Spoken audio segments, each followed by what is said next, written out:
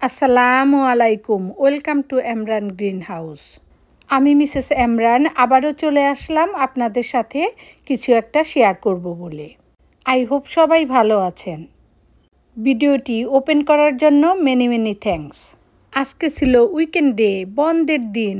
তো ওই বন্ধের দিনে লাঞ্চের জন্য কি কুক করলাম আর বিকালে স্ন্যাক্সের জন্য কি অর্ডার করেছিলাম সেটাই আপনাদের সঙ্গে শেয়ার করব।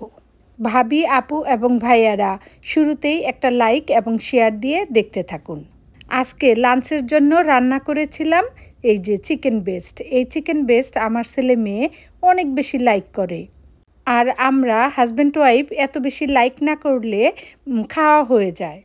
আরও সঙ্গে ছিল স্যালমন ফিশ, আরও ছিল তেলাপিয়া ফিশ। একেবারে একদম ফাঁকি ঝুঁকি রান্না। আজকে বাসায় থাকলেও অন্য কাজে একটু বিজি ছিলাম।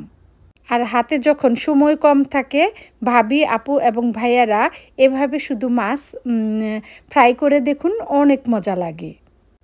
এর চেয়েও আরও বেশি ভালো হয় মাছগুলি যদি ওভেনে দিয়ে বেক করতে পারেন, তাহলে আরও টেস্ট হয়। অন্যদিকে সেই একই সময়ে আপনি অন্য কাজগুলি করতে পারছেন। আর আমি এটাও জানি সব ভাবি আপুরা অনেক স্মার্ট। আপনারাও আমার মতন মাঝে মধ্যে এভাবে টাইম সেভ করে চলেন। আর আমি নিজে যা জানি আর পারি সেটাই আপনাদের সঙ্গে শেয়ার করি।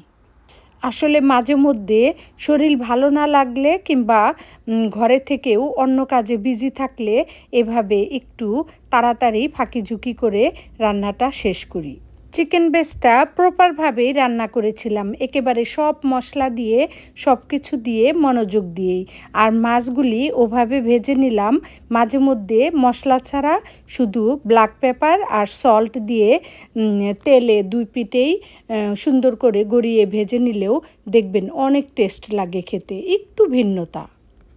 বিকালে স্ন্যাক্স কিংবা ডিনারের জন্য অর্ডার করা হয়েছিল ফ্রেঞ্চ ফ্রাই আর চিকেন স্যান্ডউইচ। এই যে এবার ভাজি করছি টুনা ফিশ। তো এপিট ওপিট এই যে শুধু ব্ল্যাক পেপার দিয়ে আর একটু সল্ট দিয়ে ভেজে নেব। আরে সেই ছোট সময় থেকে মা, চাচি, খালাদের দেখেছি মশলা দিয়ে অনেক কুরকুরে মুড়মুড়ে করে এপিট ওপিট ভাজি করে। আমিও সেভাবে সবসময়ই ভাজি। আজ না হয় একটু অন্যরকম করে ভাজলাম, শুধু ব্ল্যাক পেপার আর সল্ট। মাঝে মধ্যে ফাঁকি ঝুঁকি করতে গিয়ে কার কার আমার মতন এরকম বেহাল অবস্থা হয় বলুন তো? অন্যদিকে ফ্রাই প্যান গরম না হতেই আবার হেলদিভাবে হালকা তেলে ফিশ ফ্রাই করতে গিয়েছিলাম। এখন দেখুন এটা উঠাতেও আরও বেহাল অবস্থা। অন্যদিকে এক হাতে ক্যামেরা, আরেক হাত দিয়ে কাজ করা।